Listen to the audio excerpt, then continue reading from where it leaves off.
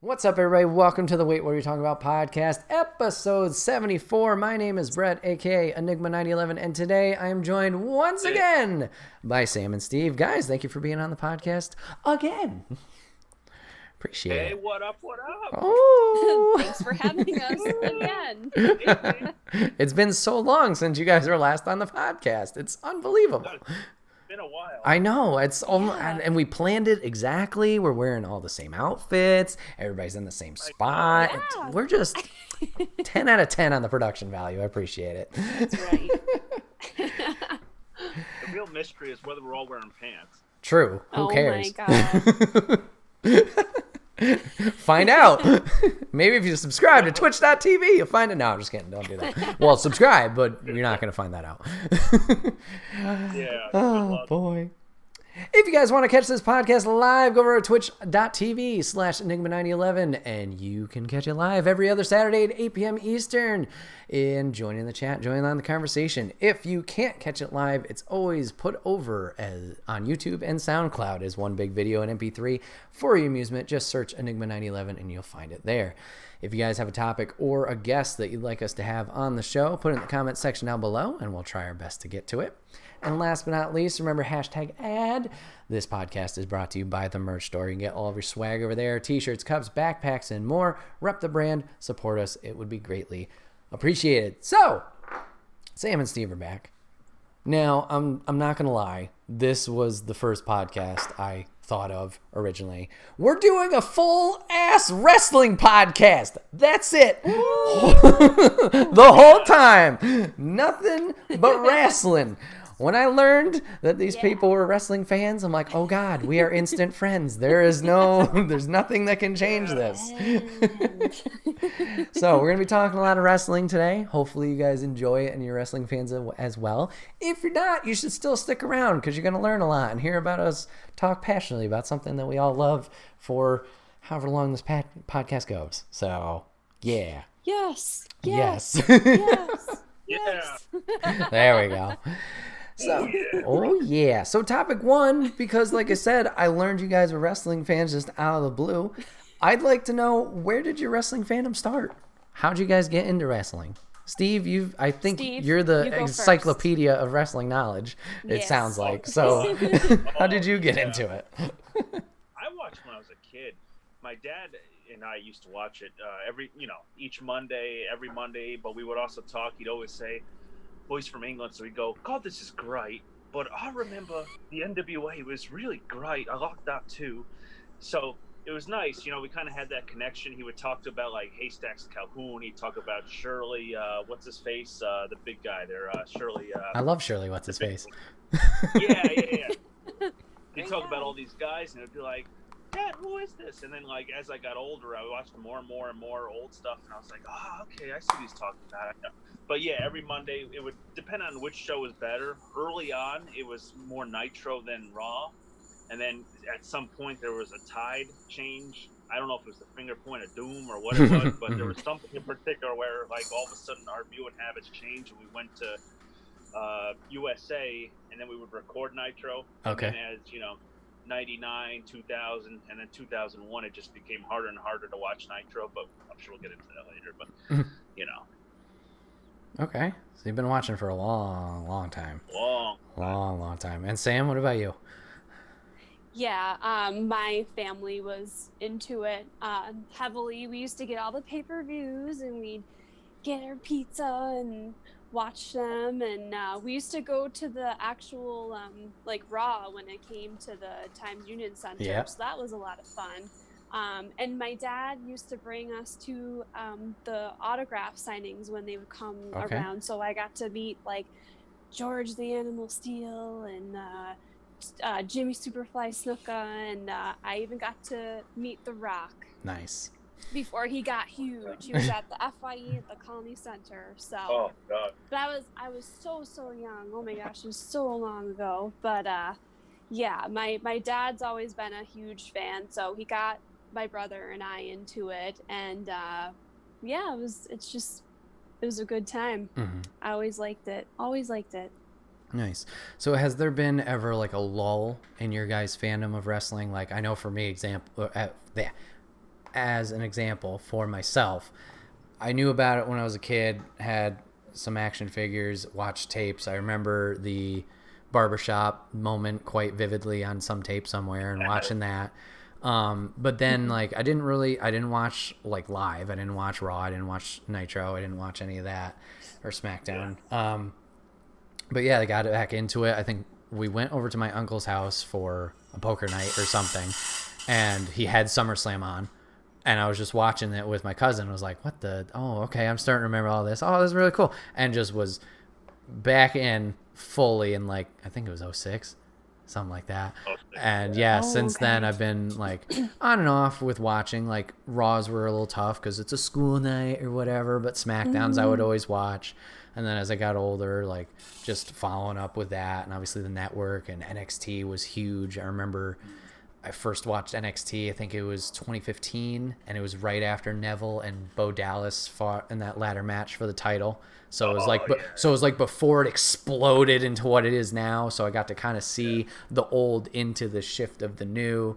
And Sam, you mentioned going to events. Like we were lucky enough to go to, went to a couple SmackDowns, and then like SmackDown and ECW would be at the same time. Like they'd tape ECW, tape SmackDown, then they do ECW. So we caught a couple of those.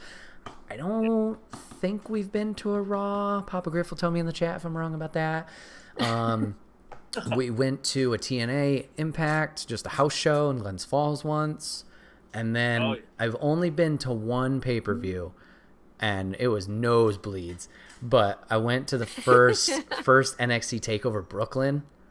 Oh my God, that was awesome. Wow. Yeah, so they taped the next week's NXT there first, so I got to see Becky, I got to see Enzo and Cass there. That crowd was fucking roaring when they came out. And then TakeOver happened. We got to see Breeze and Liger go against each other.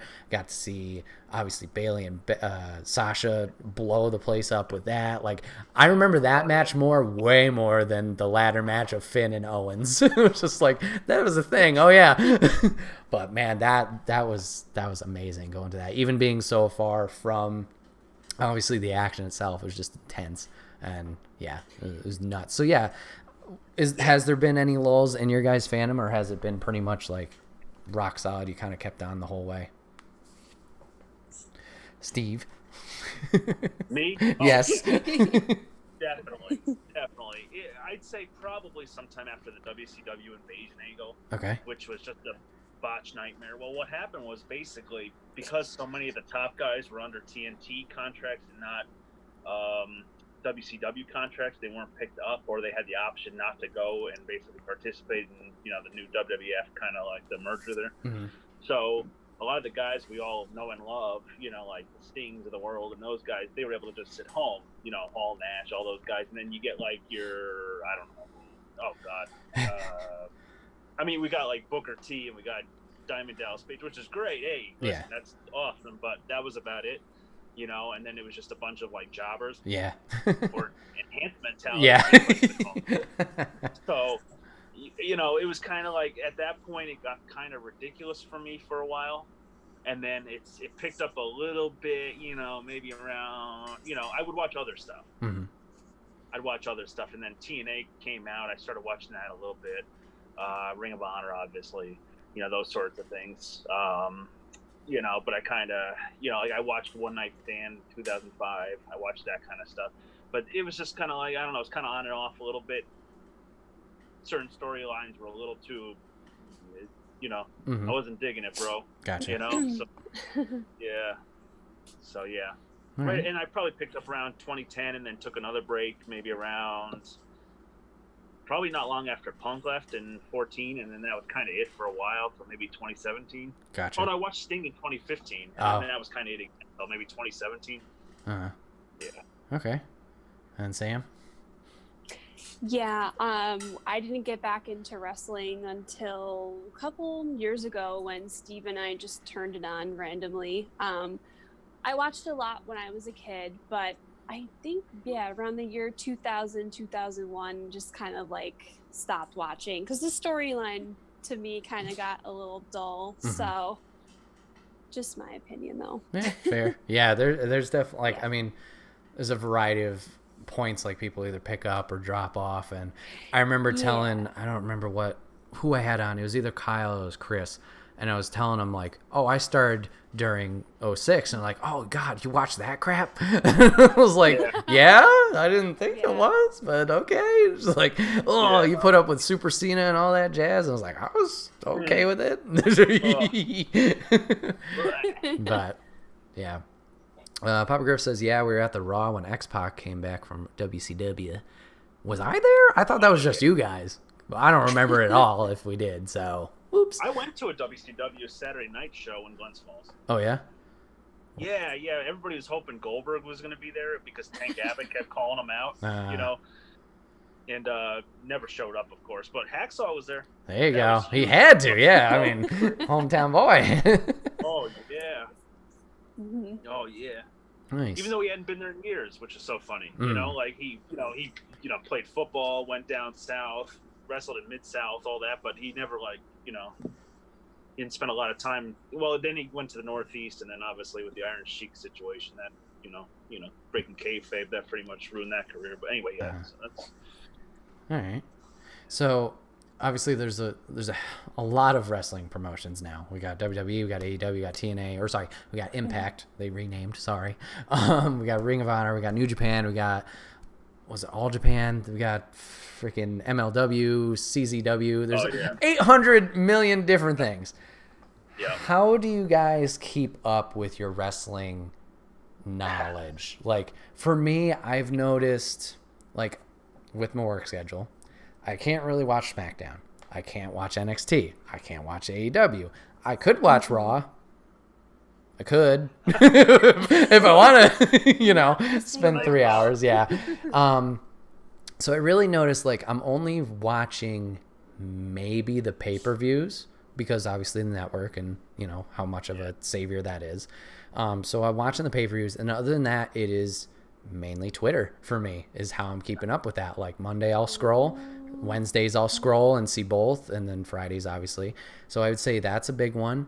And then podcasts, like Busted Open has become like it's a good one. Lifesaver for me. And obviously I love hearing the talent too. Dave LaGreca's great, and obviously Bully's just shitting on him the whole time. Tommy's great, and Mark always going on tangents left and right, So hearing those guys week in and week out, it's good to catch on. And obviously hearing the more business aspect from Bully, like, oh, they should have done this, or this was good, or this wasn't.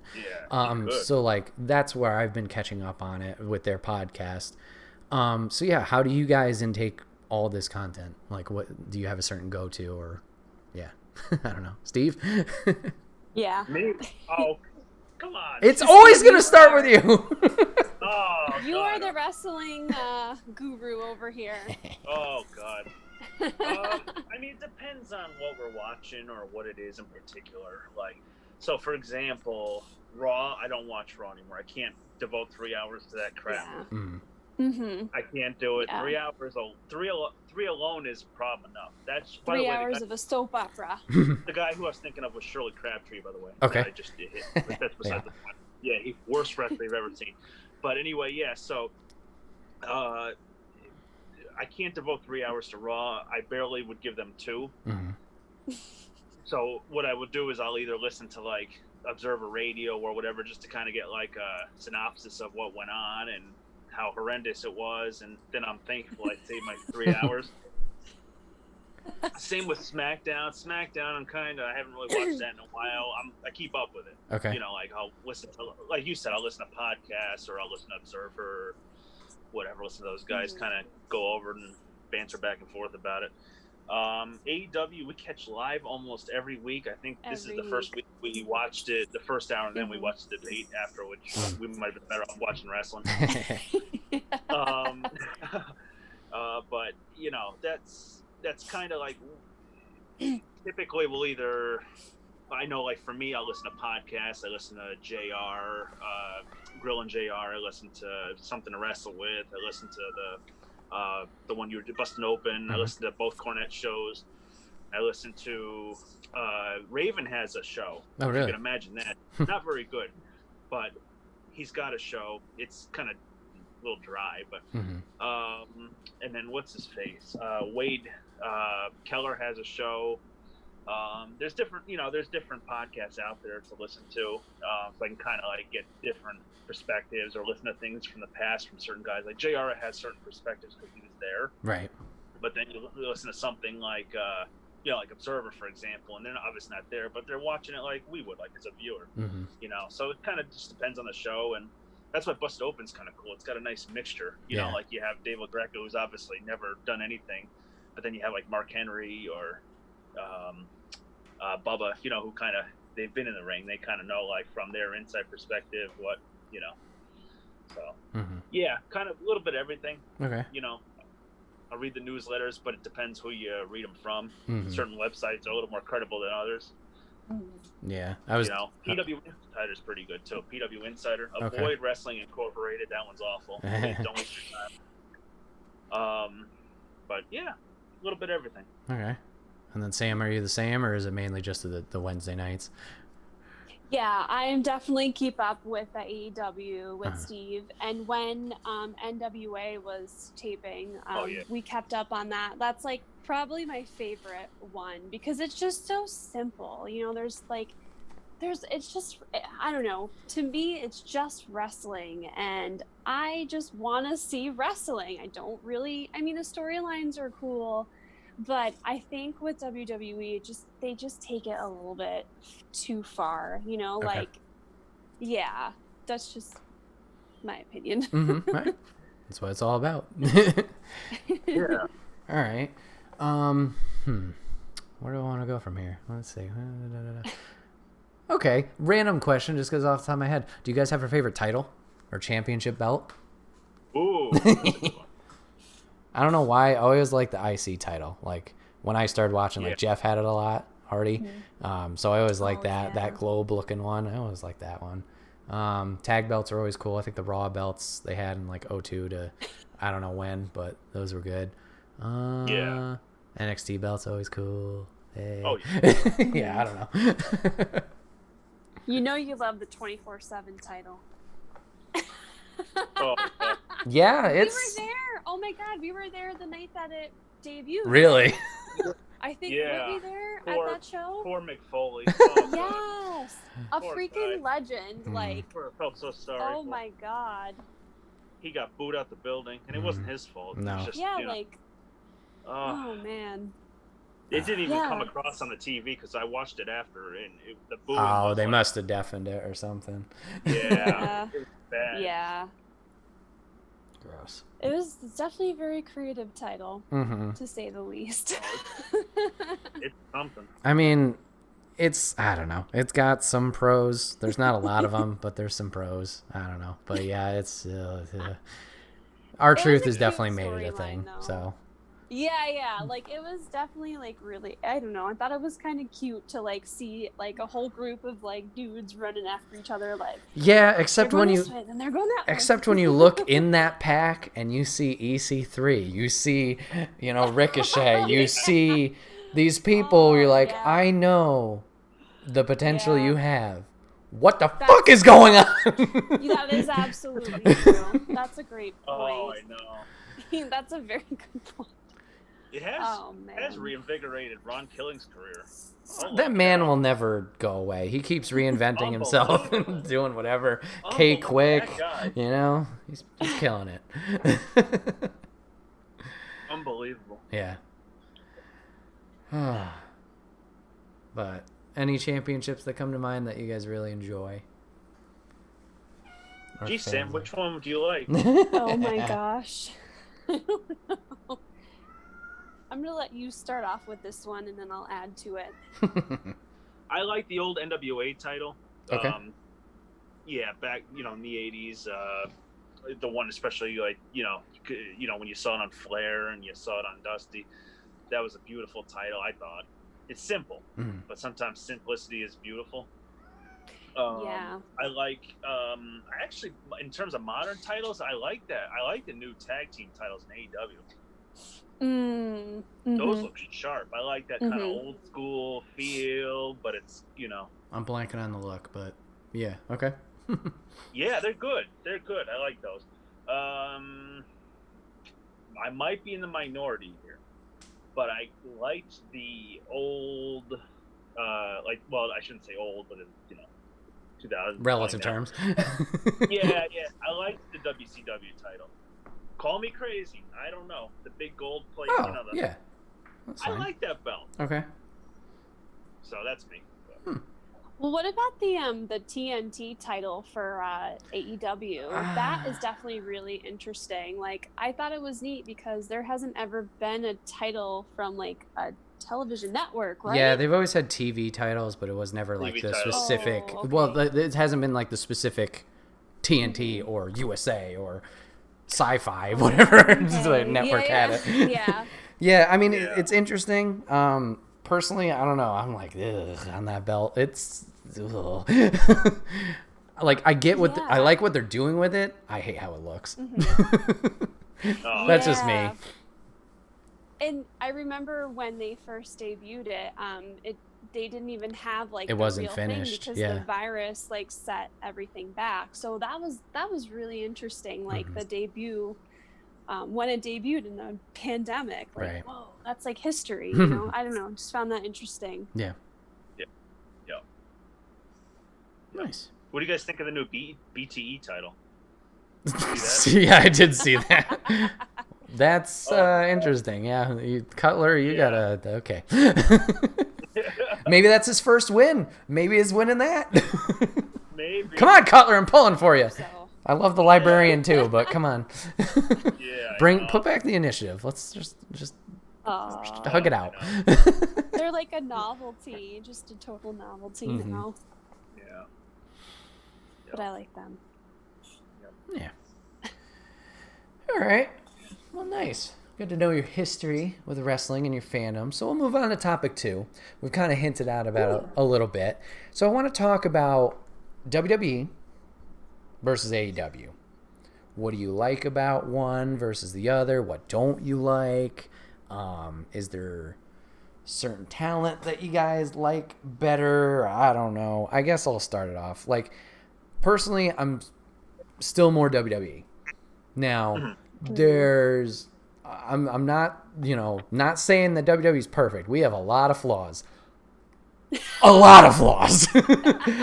Storyline wise, we got flaws. How we're using talent, we got a lot of flaws. But there's obviously, maybe it's just because it's been around a while, but there's a lot of good moments that come out of it too. Personally, I'm gonna wave the NXT banner like a lot of people probably till the day I die.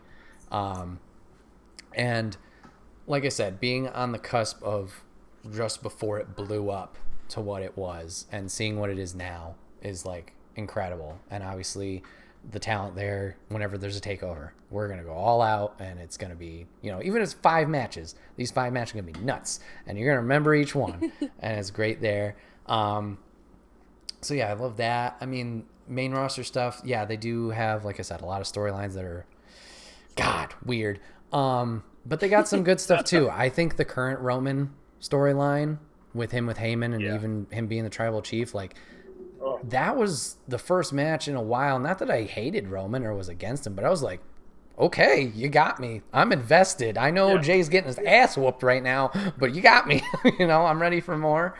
Fiend's been interesting. I know they've been a little hit or miss with him. I know Papa Griff mentioned all Dominic Mysterio earlier. I have yet to watch him wrestle, but I like what they're doing. I like what they're doing with him, Murphy, and Rollins.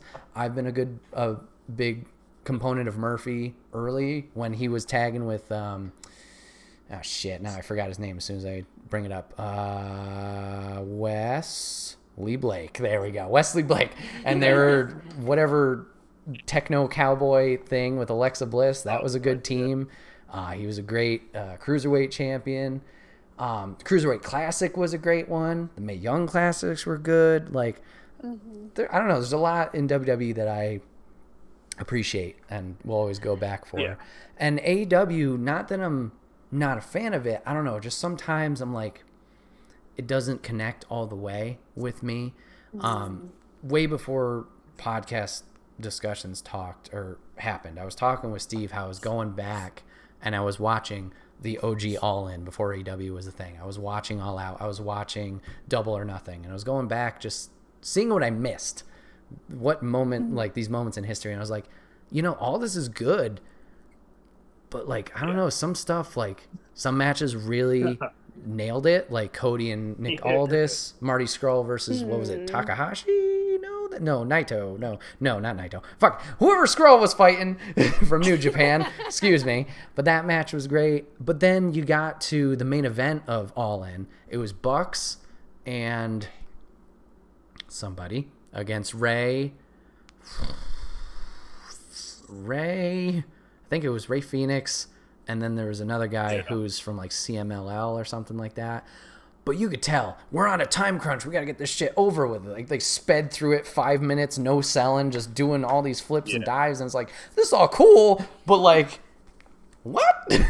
Like, I don't know. Sometimes I feel like they don't commit to, this is a hit, this is a slam, this is this all that much, and that kind of disconnects me a little bit.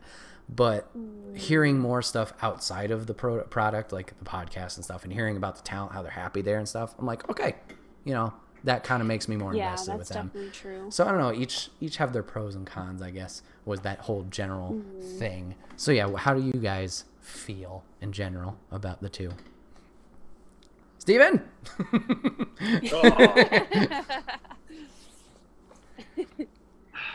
I think in a lot of ways it's apples and oranges. Mm-hmm. And what I mean by that is one company has history and the other is trying to pave a present. Okay. So one company is, AEW is trying to live off of other companies' history right now because they don't have their own. So like they'll bring in, old Memphis guys, they'll bring in, all these things to kind of celebrate the history, but it's not actually their own. Mm-hmm. Whereas WWE, sometimes instead of putting on these live shows, if they were allowed to, their TV contracts, they'd be better off just putting something on from 20 years ago. Mm-hmm. Because I think they're trying too hard at this point. So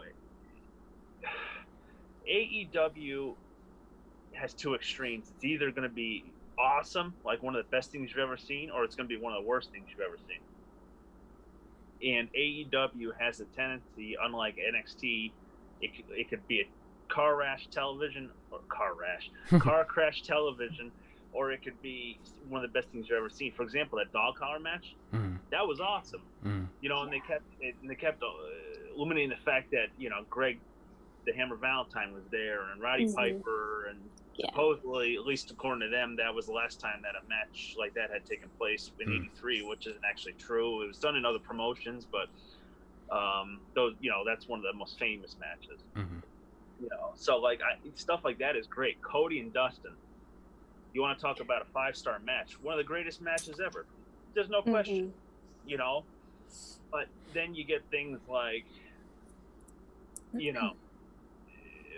Lance Archer versus Marco Stunt, or some things that are just ridiculous, where you watch and you're like, okay, we're beyond the possibility of believability. Like, I can't stay with this. I'm watching it and I'm giving you my time, but you're making it a little difficult for me right now. Like, for example, on Dark, it was Hager and Marco Stunt. I'm just using poor Marco, I'm picking on him, but you've got a Bellator MMA fighter. He's 2-0, and I think one draw because he kicked some guy in the nuts. And then he's facing Marco Stunt, this poor kid. And it's like, what are we doing here? Like, what is this? Why should I stay tuned in? Why should I be invested in your product? But then you go to the opposite end of the spectrum, WWE, who has a history, and sometimes I think they try too hard to live off that history. They'll bring back the legends every 2-3 weeks. You see Ric Flair here and there. And it's, I'm just picking on poor Ric for a second, but how can I miss you if you won't go away? Right. And if you keep bringing them back, the impact, the law of diminishing return starts to take hold. Right. So every time you bring them back, it's a little less impact. No pun intended. A little less impact. To the point where it's like, oh, Ric's on. Great. Yeah, it doesn't mean anything anymore. Yeah. Right. And they wear them out. Yeah. And I think WWE tries too hard to live off their history. I think that WWE has a tendency of pushing guys from the past over their own current stars instead of doing what AEW does, which is kind of incorporate them into the present. So like you got a guy like Taz who's respected in the business, who is now managing Ricky Starks and Brian Cage, which is great. You know, two guys. Brian's a little green, but Ricky's got a ton of potential. And Ricky is like hell of a talker. If you ever get a chance, like watch some like NWA, like just him talking. They were trying to push him as a baby face, but the guy he's got potential, no doubt about it. And I think they have a better grasp on like kind of incorporating history with wrestling rather than history and their current guys. You know what I mean? Okay. Yeah. Because they'll bring people back. Like for example, like they brought back WWE. What do? They have a tendency like putting over the old guys. Like you remember, Goldberg and the Fiend. Mm-hmm. Like what the hell was that? Yeah. Like that was crazy. You know? And it's like you've got a guy who, wasn't even that great 20 years ago. He was over. He was over with the crowd, but he wasn't that great. Right. And the Fiend, one of your up and coming, new stars and merchandise seller and all this stuff, and it's like, what are you guys doing? And they keep doing that over and over. They're putting their past over their present. Yeah, or they would do that with like Brock every time he came in. It's like, why? Every time. Brock's why? Ricochet is amazing. I know he can sell his ass off, but what the fuck is this? They should push the fresh talent more. Yeah. Yeah. So, that's how Develop I feel about that more. In short, that's how I feel about that. All right. Yeah, and you got to remember too, like AEW is like in its infancy. Like they just, I think this coming week they're hitting their 1 year. So like, give them like a little bit of a chance, And there's definitely some, noticeable differences between both programs. Like I don't know, just from my observations, like AEW is focused on like really good wrestling. I don't know, just the wrestling to me just seems different. It seems better. And like WWE is like sports entertainment. So they're more focused on giving you a show than the wrestling. I don't know, that's just something that I kind of see. That's just my perspective on it. But I definitely like the matches and like that go on at AEW. They're definitely more like edgier, and that's the kind of wrestling that I was used to when I grew up, because I used to watch like a little bit of ECW here and there with like the barbed wire and like the tables, and they used to light the tables on fire and stuff. Like I think that is like a show to me, but WWE doesn't like really do that. Like I don't know, and I don't know, I just really like the wrestling and the show better over at AEW. They build up to the matches too. Like I get excited when a pay-per-view comes around, and the pay-per-views, they don't come around like often. Like WWE does one like every month, I think. Yeah.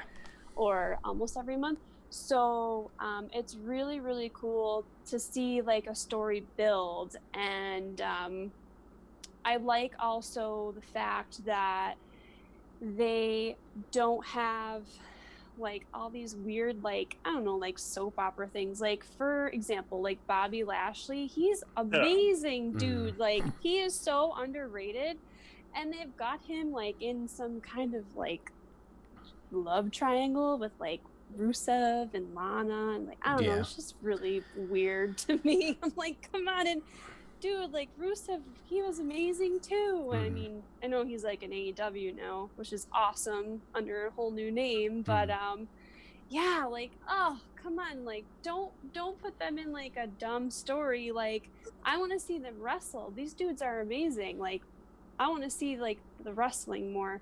I don't know, the story is just weird to me, and I'm not really much of a soap opera kind of person. I like the wrestling, so give me more of that, Yeah, for sure. Some of that storyline was abysmal, and they definitely have ones that are like that. And that's the thing too. Yeah. Like I knocked the 24/7 title earlier. I get it that like either promotion, you want storylines that kind of cater to different audiences. Like you want this serious storyline, you want this funny storyline, you want this, I don't know, middle of the ground, whatever you want to say.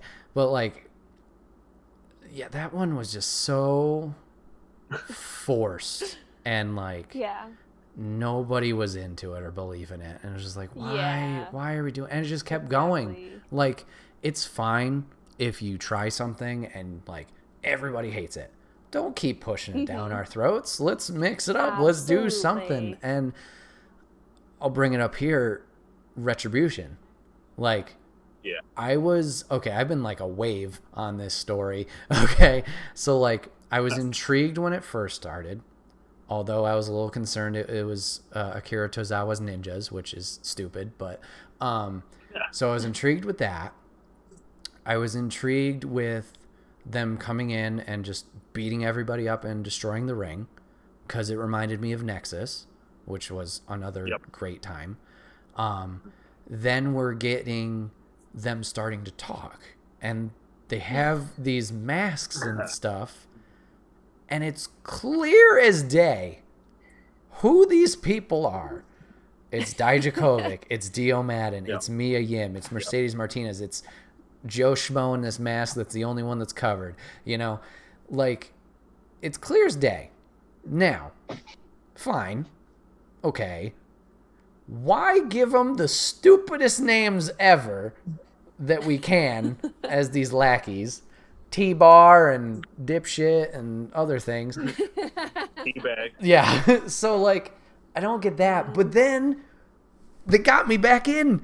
You're telling me Mustafa Ali, possibly leader, is in there? You finally took that hacker story you just dropped like a bag of bricks, and now it kind of circles back in. And I'm like, fuck, I like Mustafa Ali. Okay, I'm back in. Is that the group that's... Oh, I'm sorry. You're good. The group... I haven't watched it in so long. Is that the group that's, like, all dressed up in, like, black hoodies, black masks, Okay, because it sounds like a copy of like the Dark Order from AEW. Some people have made that reference. They've got a leader, and I'm like, what the hell? Like, yeah, I don't know if I don't think they specifically said they had a leader. I don't know if they did, but then again, I'm not watching week to week, so I don't know the speeches. I think they were just coming in and being like, we're fed up with this company. We're not being respected. We're not being treated right, et cetera, et cetera. And more recently, they've narrowed down their numbers where it's been the 5 or 6 of them. We've seen shows where it seems like there's like 20 of these guys just coming in and fighting Hurt Business, etc. Drew and Keith. If it's a group that big, I'm still invested. I want to know. Now, Papa Griff and I were talking about before we started seeing who the members were, and I was like, I heard a rumor like, what if it's the Evolve guys? Because they bought Evolve, and I was like, okay, I could see that. That'd be kind of interesting. Show all this talent. But then on Busted Open, they were talking about, like, if they're revealing some kind of leader, like who's in charge of it, it's got to be somebody important, somebody big. Like, you got to have that pop moment, I guess. And no offense to the Evolve guys, I don't know who's in Evolve. So if they revealed themselves, they're like, okay, cool. Yeah, it's Joe Smith and Becky Tanya. I don't know. Like, wouldn't know anybody, so it didn't really matter. But yeah, with this Mustafa reveal, I was like, okay, all right, I'm interested, because that would make sense. Retribution. He got screwed over at Money in the Bank. He never got a shot against Kofi. That was an injury, but still, like, he's been disrespected. Dijakovic, kinda. He didn't get a super push. Dio Madden was on commentary, and then Brock thrust his face through a table. Get it? Okay.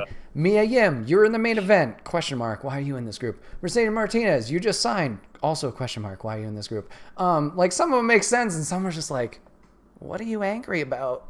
You were just over there doing this thing. Okay. But, like, I don't know. That like, some of their storylines, like, good, bad, I don't know. Yeah. So, and then, go ahead, Steve. I was going to say both seem like they're sort of like somewhat knockoffs of, like, you remember the Dungeon of Doom?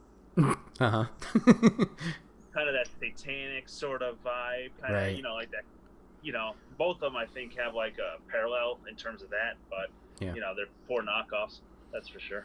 Yeah, I don't know. They're like, it's a storyline. Like, if you look at any storyline, it's a storyline that's been done 100 times. Like you mentioned, the Dungeon of Doom. Like, you could say that about Nexus. You could say that about pretty much any invading faction coming in, type of thing. Impact had what was it, Aces and Eights? Like that's another iteration. Like I don't know, it's some things are good, some things are bad. It's just like, and when those bad moments happen, it's like, what were you thinking? What? Yeah. I don't understand. Like, okay, here's another dumb example of storylines. Why are we breaking up the Iconics? What are we doing? Come on. And then next week, you just put them back together? Billy Kay's still in your corner? What? New Day. SmackDown draft was yesterday. If you're watching this is pre-recorded. It was yesterday. Yeah. New Day's broken up. We can give Big E a push, but still be on the team. Fucking shit. And next week when they're doing their farewell match, Big E's going to go heel. And he's going to beat him up. And then you're going to cry more. Well, I'm going to cry more at work. It's not going to be pretty. But oh my God, they're splitting them up. They're split. So Woods and Kofi are going Raw. Big E's staying on SmackDown. Oh wow! And that's something I would put in AEW's corners: tag teams. They know how to do tag teams. What is WWE doing with tag teams? We just broke up, obviously New Day, most of them. We also broke up Heavy Machinery. We broke up Tucker and Otis. Otis is going to Raw. Tucker's staying on SmackDown, I think, or maybe it's vice versa. Why? Yeah, like they were good in NXT. That's crazy. What are we doing? And then, so many teams that have come and gone, and you're like, what are you doing? They better replace them. I would hope so. Or what's going to happen to the tag team? I know. What are these belts for? You're just going to... I mean, Shinsuke and Cesaro are good, but that was just a throwaway team. Who's the writer? Who's writing this stuff? Yeah, there's so many. 50 people. Oh my God. Like, come on, guys. Yeah. Writing by committee has never been successful. It's never been successful. Some people might try to say like 89 WCW was successful with, booking by committee, but it wasn't. It wasn't. And that's the same thing going on right now. In WWE, there's actually, I don't think the word booker even exists anymore. It's pretty much, how do we please Vince? Yeah. 74-year-old guy, no offense to my older crew out there, but 74-year-old guy trying to keep his finger on the pulse of today's generation. And it's just, it's not realistic. And you see it with like NXT, for example. These guys are so talented in NXT. It's ridiculous.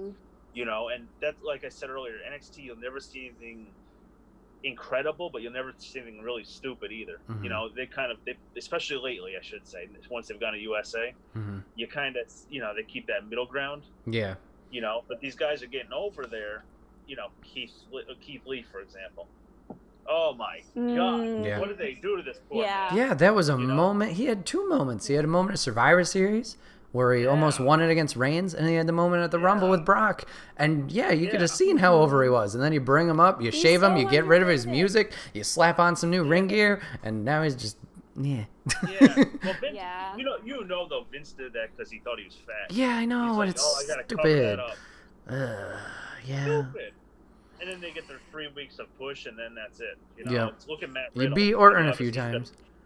Yeah, there's just not a lot of consistency, I guess. We could have a whole podcast just about NXT call-ups and how many have been ruined. It's just like, no, you're doing my boys and girls so wrong. I think NXT is the best show out of all the brands, to be honest, because it's just so simple. Like, I don't know, it's like great, you get to focus on the wrestling, but then again, that's what I like to see, so right. I don't know, maybe people like to see a show, but I don't know, if wrestling's on, I like to see wrestling. Yeah. Good basic storytelling. Yeah, that's absolutely true. I agree. Yeah. So flipping over to AEW again, is there something that you would like them to do better as a fan of theirs? Anything you guys can think of, like a weak spot maybe? Go ahead, Sam. That's all you. You got. Oh no, I don't know. I mean, if nothing, then that's fine. Anything off the top of my head? Yeah, I can't think of anything off the top of my head. I mean, something might come up, but yeah, I'm not sure. Fair. Yeah. Steve, anything you got? Oh, well, get ready for your comment section to explode. I'm ready. On YouTube. Oh boy. The women's division. I was thinking about saying that, but I'm like, I don't really know. Like, yeah, maybe get some more titles in there, like special titles for the women. I don't know. Or talent. Yeah. Yeah. They have it, You but know? it's like nobody's standing out. Yeah. Like you have Nyla Rose who can talk her ass off, right? Yeah. For example. Yeah. That woman can talk her ass off. They give her Vicky Guerrero for some reason. Vicky's not my cup of tea, but I'm sure somebody out there likes her. Yeah. But you don't need to put a mouthpiece on Nyla. She can talk herself. Yeah, that's true. That's true. You know? And then you've got like her Hikaru Shida. She's incredibly talented, but she has no competition right now to face. So a baby face is only as good as the heel they're going up against. So if you have somebody like her and she's facing Big Swole or who's the other one? Britt Baker. The one that's Britt Baker. DMD, come on. Yeah. Oh, yep. Penelope. Yep. Yeah. They're not And up she to was her out level. for so long. That's why that match at All Out was so good with Thunder Rosa. Yeah. Because that was somebody who was at her level. Who's established. Yeah. She sets the bar, man. I could go on and on about Thunder Rosa. She's like probably my favorite female wrestler right now, next to Camille in NWA. Like that woman, oh my god. I could do a whole podcast on her. Oh, she's incredible. She's incredible. Her work She's ethic amazing. is unbelievable. It's incredible. I just listened to the her on it was Taka's Jericho? Jericho, Yeah. You're like, oh, you should listen to this. So I did, and I'm like, whoa. Yeah, that was she's a good one. like blows my mind. She is the definition of a role model, in my opinion. Yeah. That woman is so humble and works so hard. Yeah. She's absolutely. amazing. And her, oh my god, she's only been wrestling for like what, 6 years? Yeah. Not that right? long, yeah. Total. And she sets the bar high. She really does. She only got into it because her husband's a fan. Right. She went to a show. Yeah. Yeah. Yeah. Yeah. She worked her way to where she is now, like no doubt. It's incredible. Yeah. You know, but I just feel like sometimes they push the wrong people. You know, like you've had Serena Deeb on, who's a former trainer, and she's so talented, and she's doing jobs for people right now. You know, they just put Swole over to go up against what's her face, Hikaru Shida on the next Dynamite. Oh, really? And Okay. Swole's talented. Don't get me wrong. Yeah, Swole is really good. She's underrated. She could talk and stuff, but her work in the ring needs a little work. You know, she's definitely green in a lot of areas, but she's, you know, she definitely works hard. But I just don't think she's ready for primetime television in terms of like going for the title right now, especially on the anniversary show where you're going to have a lot of viewers. You know, you want to save that for something a little more special. Maybe if they put her on more, then, you know, just put her on more. Because she's really great. Like, she's great on the mic. She just needs ring time. And, you know, fortunately right now with the pandemic, and they're only doing one show a week, you know, they tape Dark on the same days they do Dynamite typically. Yeah. So, you know, that being said, she's only getting so much ring time, you know, and it's tough, you know, like back in the 80s and 90s, those guys, especially the 80s, those guys were traveling constantly, working every single night. Unfortunately, they were never home, but, you know, they'd be on the road, you know, 35, 40 weeks a year or whatever the case may be, you know, maybe more.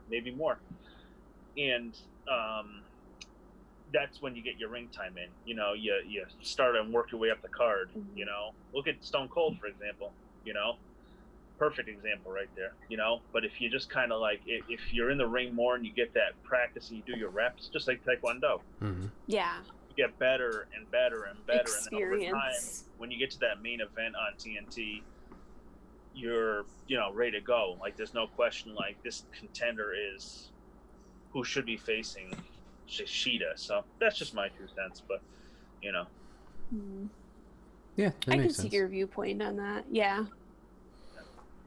Yeah, it's just a matter of building, I guess, building them all up to mean something, and it's hard to do because you don't want a 50-50 book either. Like, oh, well, Yeah. This person get a push, and then they lost it and all that. So yeah, that's tough. Yeah, I'll kind of. We're closed off to like other countries too. Like Riho can't get here, and, right? You know, yeah, she's amazing. Bea Priestley's another one. She's marketable, but she's not. You know, she can't get here. You know. So, yeah. I think they just released her actually. So yeah. Yeah, I think so. Yep. With Havoc with and her, Havoc and somebody else. The other one, yeah. Yeah. Yeah, I'll kind of build off the thing you were saying, Steve, not with the women's division, but like with how many reps they're getting. Like, it's a good thing and a bad thing. Like, it seems like they only fly in wherever they're going. Obviously, it's Jacksonville now. On Tuesday. They do the show Wednesday, and then they go home either after the show or Thursday. Like, obviously, that's great because you're getting a lot of rest time and, you know, everybody's happy, healthy, etc. But, like, yeah, doing that only once a week, I don't know. That seems not detrimental, but I don't know if that's necessarily helping. It's either flatlining and then eventually you're going to start decreasing in skill. Like, I mean, the Bucks are so good because, like, those fuckers were traveling everywhere. Like, I started watching BT from the beginning. I'm doing that similar to NXT. And these guys are, like, home, like, 2 days here, 3 days here, over to Japan. We're doing Ring of Honor. We're doing this. But they're just, like, everywhere. And, I mean, is that a good life? Probably not. And, you know, it sucks for the families and everything. But, like, geez. These guys are going everywhere. Well, Rosa, like, for example, she was doing the lucha wrestling too, right? Oh, okay. Isn't she doing like the lucha? Didn't she originally start out in the? She did lucha underground for a while. Underground, yeah. And then that stopped. And then, and she was doing like MMA too, because I remember seeing like I think it was a promo for NWA. Like they did like a little like background story on her, and she was in the cage fighting someone, and then you know, she was doing NWA, and now she's doing AEW, so she's also like, you know, all over the place too. So, you know, that's she's getting around to different places. And not to pick on the women's division, you know, but that's just an example. Like, there's other things too, like for example that you know, like AEW, in my humble opinion, is not good in the battle royal arena. Like, Rip Matt Sydal. Poor guy. Oh, what an introduction. Hi, welcome everybody, and here's Matt Sydal. You know, you haven't seen him in a while, and here he is. Thanks for coming. Right on his head. Oh, thanks man. for coming. And then it was cute though the way they turned that around. And made it the story on Dark. Yeah. Greased it up, and you know, they kind of, you know, good sport about it. Yeah, it was good. Okay, now the interesting one: is there something that you want WWE to do better? Stop playing it safe. Okay. Because I remember Steve and I were talking about this once. Like, WWE took away the pyrotechnics. Like, I remember when I used to go to the shows when I was little, they had like big fireworks and lots of, you know, little explosions or whatever, which was like fun, you know, like, you know, don't play it safe in that. Yeah, I don't know. I think that was a money thing. But it's back with the Thunderdome because we saved a bunch not traveling, so. And I don't know, like I've been saying throughout the show so far, you know, just like, I don't know, the storylines are a little weird in my opinion, but then again, I'm the kind of person that likes to see wrestling. I mean, a story is cool, but like sometimes they take it a little bit too far. So, yeah. Gotcha. Yeah, so you like the sizzle, and sometimes, but they go a little too far with it. Yeah, I get that. Yeah, that's because like I was saying with like Bobby Lashley, like, come on, man, just let him wrestle. Stop putting him in stupid love triangle stories. I want to see that dude wrestle. I want to see his talent come out. And he's you know? super talented too. He Yeah, is. he was He's a awesome. collegiate wrestler. He was I think he was like 14-2 in Bellator or whatever. Like the guy is super talented. Yeah. And same thing as I was saying earlier about Hager. It's like you can't waste that talent by just having them do silly stunts. Silly like shit. Yeah. That's the only thing they've gotten right with Brock is showcase that talent. Showcase it, yeah. Showcase it. He's a believable kick-ass. Like that's how you should promote them, and instead, kissing Lana. Yeah, I know. Like me and Steve were talking about how like when you can tell like a wrestler is really good because he can tell a story, or he or she can tell a story in the ring, like just by moves and stuff, right? Mm-hmm.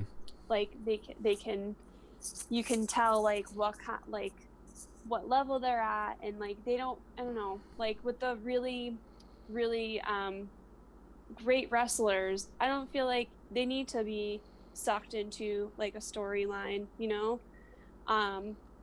just let them wrestle. I don't know. Yeah. No, but I think the art of wrestling,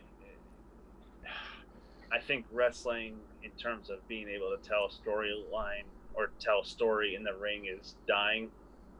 I think it's the last of a dying breed. Some of these guys right now, your FTRs and those guys who can tell stories in the ring, MJF, like those guys, like it's slowly dying off, unfortunately. Like now it's about it's about what do you call it, hot shotting everything. All the big moves and fast instead of just slow it down. Gauge the audience, listen to the crowd, bring them along rather than just showcasing. Bring them along with you, and I think both of them have a tendency, but at WWE at this point, it's just they're just sports entertainment. They're almost going out of their way to do it at this point, like to just like blow off the audience, So. Like you were talking about earlier, Brett, about Roman Reigns, for example. Yeah. How great would this have been about 5 years ago? Right. Like when people wanted it, like they wanted him, like be the bad guy that you were. Like he wasn't like this cheery, like in the '90s with happy-go-lucky Diesel when they made that switch. Like it doesn't work. Yeah. Keep the bad guy, and then they could have eventually brought him over into being a successful babyface because they know he could work as a heel. Right. But instead now they were forcing it down his throat, again, Vince, I want, goddamn, pal, I want this to be my good best shit, pal. Yeah. Goddamn, pal. And it's like, no, like you're missing it. Like the people, they need somebody to hate. Right. But you don't want them to, you don't want go away heat. You want legit heat as a heel, and that's what he would have had. Unfortunately, they blew it. Yeah. You could still elevate a Daniel Bryan, if you had Roman as a heel, but they screwed it up. Vince was trying to put Roman down our throats, and then one thing led to another. Okay. So, question. Speaking on Roman, so once again I've been watching. Well, no. This is just a hypothetical. So I've been watching the early NXTs. I'm in 2013 now.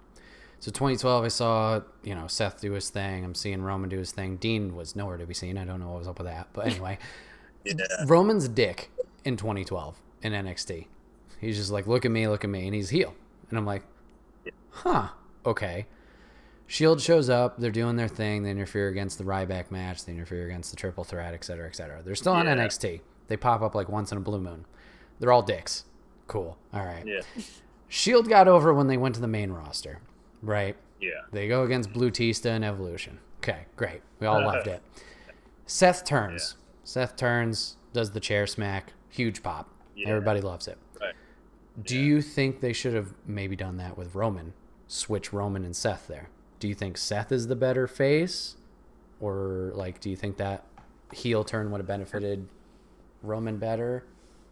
I don't know. Like I said, it's pure hypothetical skeptical. Yeah. It depends who they were trying to get over at the time. Gotcha. So, at the time, the clear focus would have been Seth. Mm-hmm. We're going to turn this guy heel. And I think Seth is actually a natural heel. I think he's another one. Like, I don't think he's that likable. He is the Monday Night Messiah. Oh, boy. From when I last heard. Yeah, well, he's one of those guys where I think he's another one. He got the Roman syndrome from getting pushed down our throats. Right. Seth, and what a great guy, and everybody's cheering for him against Brock, and great, but then they forced him down. To answer your question, it depends. Yeah. It really depends on who if they're trying to get Dean over by having both of them turn on him, that would have been an interesting thing. Right. It depends on what angle they're trying to push, who their focus was, but it's tough to say. Just an interesting question, I thought. Yeah. Yeah, or they could have done something like where Roman wasn't even there that night. Seth turns on him, Dean's down, and then Roman has to come back, and then instead of coming to help Dean, he turns on Dean as well. Or do something on those lines, like make it a two-parter, right. That kind of thing. Just creative booking. Spread it out. Yeah. Spread it out. That way you don't, shoot everything in one night. You have that that cliffhanger where people have to tune in the following week to see what's Roman gonna do. Right. Is he gonna help Dean out? Is he gonna help Seth out?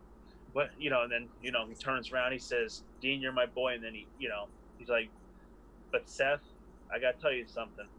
I agree, something. Just turn around and right, whatever. You know what I mean? Like some creative booking other than just push one, then we're gonna go the other way with the other guy, and Dean's gonna kind of just hang out in limbo, and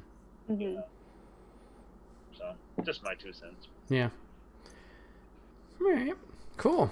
All right. Well, there's AEW versus WWE and our thoughts on that. So, moving on to topic 3, just a general chat and a really formal structure, I suppose. But I just want to take a few minutes to talk about some of our favorite wrestlers, superstars, divas, however you want to put the term, wrestlers, from any and all brands, just people you want to shout out that you really like and stuff like that. So, I don't know. We can round table this and just go, I go one, you go one, you go one, or we just list off a bunch and just be like, bah, rapid fire. I don't know. Yeah. Okay.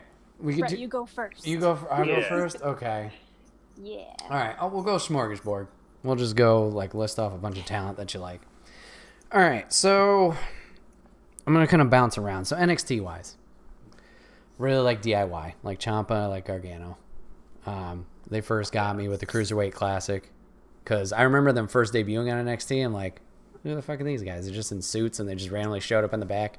But yeah, that Cruiserweight Classic that they went through, and obviously all the tag matches, those guys crushed it and they keep crushing it. So I like them a lot. Oh yeah, this can be historic too. It doesn't have to be current roster. It can be anybody. Hardy's I'm really into. No doubt there. I missed all the ladder matches, but went back years and watched those on DVDs, so caught all that mystique. But Shawn Michaels, top, number 1. Oh my no God, question. classic. Yes. Which is so funny because your name is Brett. I know. So I know, yeah. Were you named after? They joke about it. I think there's a hint of it. Yeah, they joke about that. Yeah. Well, yeah. Amazing. It really is. Yep. So Sean, a big fan of that Taker match at WrestleMania 25. God, just perfect. And then an underrated match of his, WrestleMania 23, him and Cena, where he was essentially playing the heel, trying to get the WWE title when they were tag champs. Yep. God, so underrated. Nobody talks about it. Amazing. So yeah, those guys. Let's see. Like Becky a lot. We've talked about it in the past, how similar to what you talked about with Roman, they were kind of shoving down the throats. I liked the man character originally, but then the man character got old because it was just over the top with the king crown and stuff. I'm like, what are you what are you doing? You're not she turns super cocky, and I'm like, I don't get it. But big fan of her. Io Shirai has captured me. She's great. Oh yeah. I liked her when she was face. I liked her when she's done this crazy, like just rage against the machine type character. Mm-hmm. What about Rhea Ripley? She's really good. So young and she's so good. Yeah, she took me a while to get to like. Yeah. Because I didn't watch the Man Classics when they happened. But I remember her being in NXT UK. And I was like, I don't know. I don't really like her. And then she showed up. And then seeing her more and more, I was like, okay, yeah, I get it. And then the past WrestleMania, obviously, with her against Charlotte, I was all for Rhea. I was like, no, fuck Charlotte. We've seen too much of Charlotte. And then obviously events transpired and I cried. But, you know, is what it is. But yeah, she's great. I like her look. Let's see, who else? Ricochet, obviously, just because freaking amazing. Shayna Baszler, I really like her a lot too. I like her a lot. That I like her because she's so good as a heel. It's like, you're such an asshole, but I can't help but respect it. You're doing too good. She's good at her role. Let's see. I'm trying to think. I remember when she was in The Ultimate Fighter because I used to watch that. Nice. Too. Yeah, she was in The Ultimate Fighter, and like it's really cool to see her go from UFC to WWE. Like I always liked her. Nice. So tough. She's so tough. Yeah, they did a good job building her in NXT. Once again back to the call up conversation. That's a I don't know. A bowling ball dropped. So that's the only ones I can think of off the top of my head. I'm trying to go with like who's fresh in my mind. AEW, Orange Cassidy's won me over, like many people. I'm a big fan of TH2. I didn't think I would like them. I think I like Jack Evans more, and Helico, whatever. He's okay. He's good, but yeah. Acrobats. Yeah, but Jack Evans, like, man, that man is so cool. Talented as shit. Cool. They're very, very cool. Flexible. Very flexible.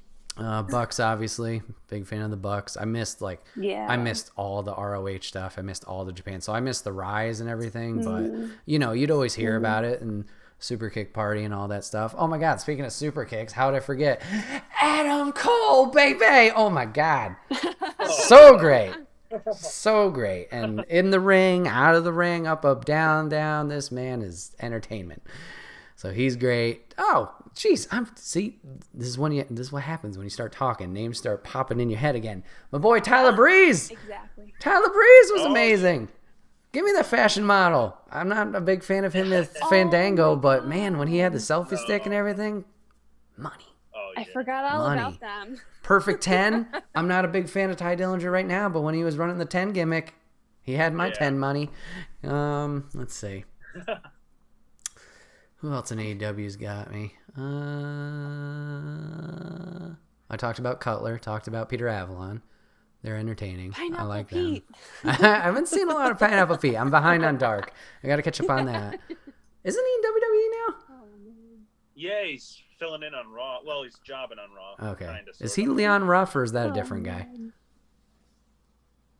Wait, which one? Leon Ruff? That's the character, I think. Or that's one. Oh, yeah.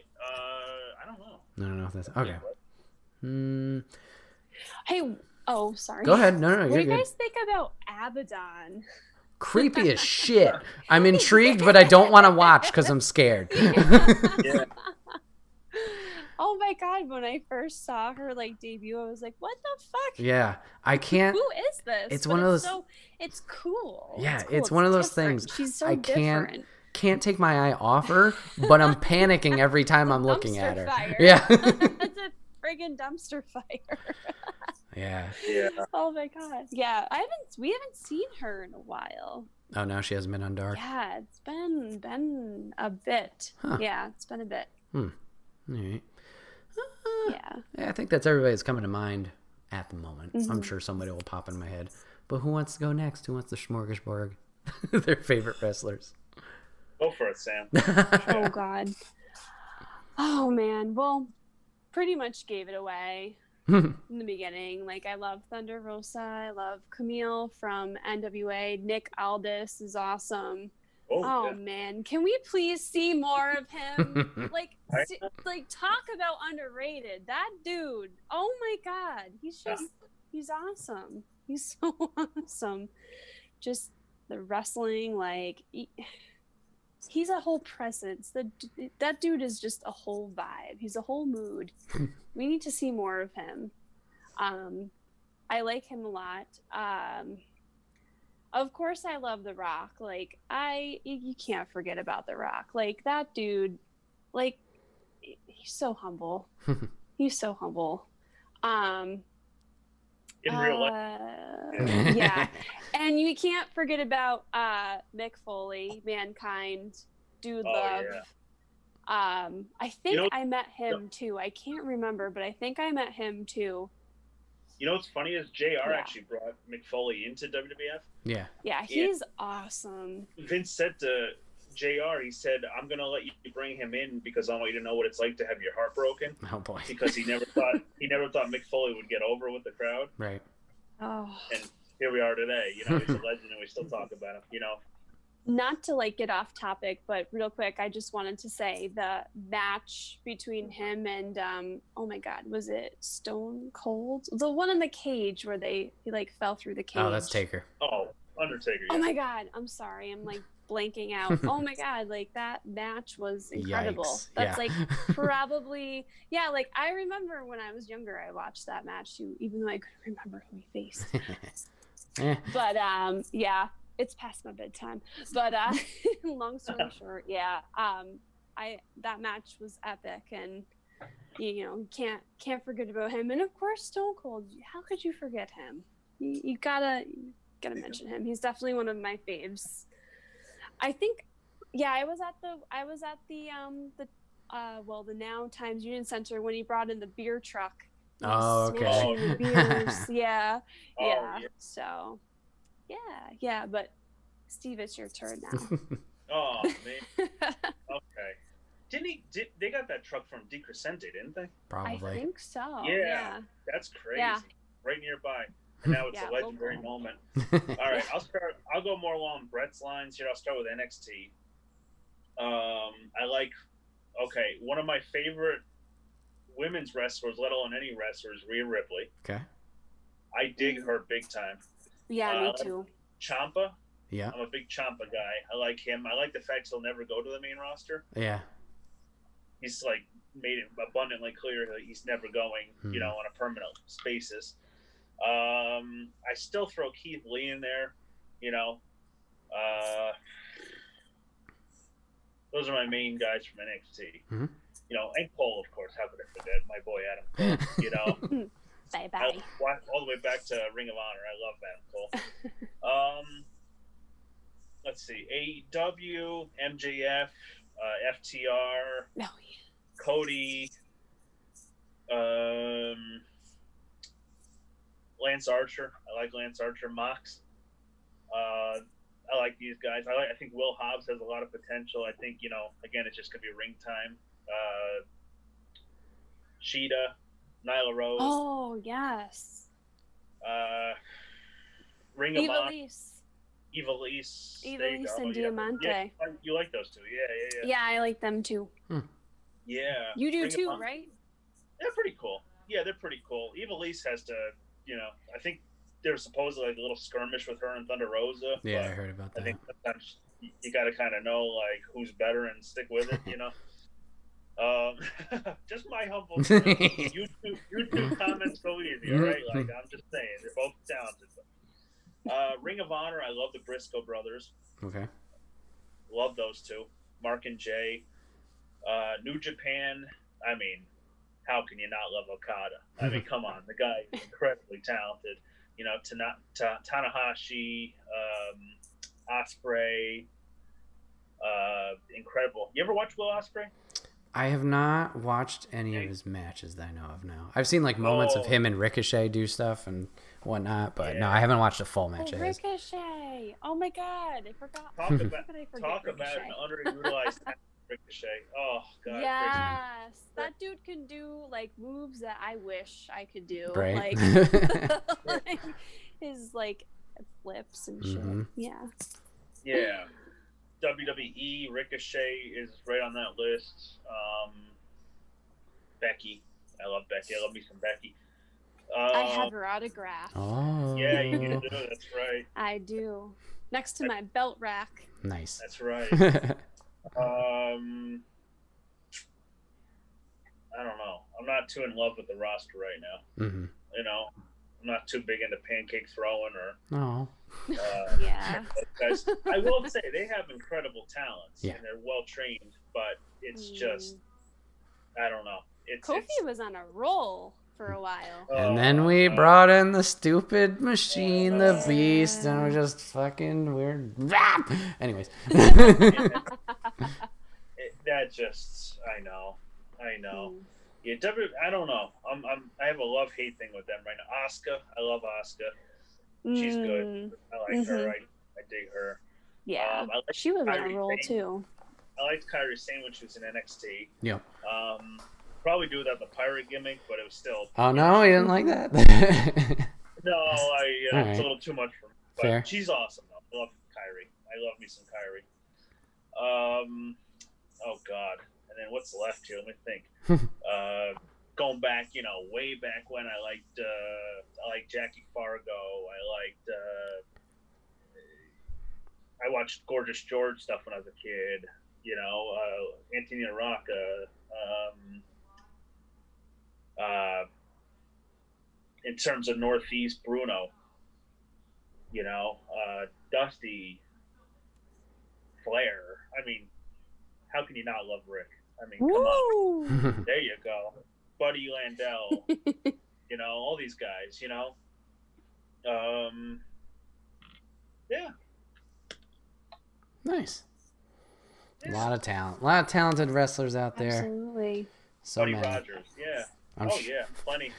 I'm sure it'll be 10 minutes and we'll all be like, oh, we didn't say that person. Or whatever. So. We could go on and on. Yeah. Oh.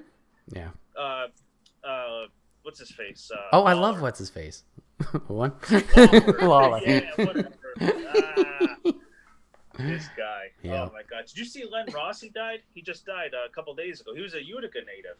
Don't he was know big who in the that is. Nashville territory. Huh. Yeah, years ago. He wrestled from the 50s to the 70s. Okay. But yeah, he just died. Yeah, he was from Utica originally. So Man. that was too bad. Yeah, he was old though, I think. But another local guy. Yeah, I like Fish and O'Reilly. What's his face? Bobby Fish, right? Is local? I think he's a local guy. Right? Yeah, Bobby Fish is local. Yeah, he's west. Yeah. Yep. I like those guys. Riddle's local too. He graduated from Saratoga High School. Oh, that's right. Yeah. Matt Riddle? Yeah, he did. Yep. Really? Yeah. Bro. Yeah, exactly. Oh, man. Yeah. I had no idea he's local. Wow, that's cool. Yep. Well, at least when he graduated. I don't know where he is now, but yeah. Yeah. Oh boy. Nice. All right, everybody. This has been the Wait What Are We Talking About podcast, episode 74. My name is Brett, a.k.a. Enigma911, and today, once again, I was joined by Sam and Steve. Guys, thank you very much for joining us. Again, appreciate it. I'm sure we could talk wrestling plenty of times, and there would always be something new. Yeah. If you guys want to catch this podcast live, you can always watch it over on twitch.tv/Enigma911 every other Saturday at 8 p.m. Eastern, or you can watch it live, join on the chat, like Papa Griff and so many others did today. We'd love to have you. It'd be a blast. If you can't catch it live, you can always you can always find it the following Friday over on YouTube and SoundCloud as it's put by topic and as one big video in MP3 for your amusement. If you ever have a topic for us to discuss or a guest that you want on the podcast, just let us know, put it in the comment section down below, and we'll try our best to get them on or get to the topic. And last but not least, remember guys, we're brought to you by the merch store. You can get all of your swag over there, t-shirts, cups, backpacks, and more. Rep the brand, support us. It'd be greatly appreciated, but remember, it's not going to be there for too much longer, so don't delay. Make sure make sure you guys get your stuff. Wow, we've been talking for a while. Tongue twisters all left and right. It's been awesome. It's been a great time. Yeah, it's fun. Good. I'm glad you guys had a good time. Thank you guys for being on the show again. Hopefully we'll have you guys on Thanks for having down the us. road again. for another one. Absolutely. Nice. Can I throw a plug in? Please. Okay, so you could find me. I'm freshly back on Twitter again. Yeah. At hashtag Salisbury _man. Okay. So I'm available on there. I'm also on Facebook, Instagram. I don't really know what I'm doing on there, but it's a cool place. And there you go. Check me out. There you go. Do it. Salisbury Man at. Alrighty. Thank you guys for hanging out. Thank you guys for watching. And thank you guys for listening. We will catch you guys on the next one. Take care.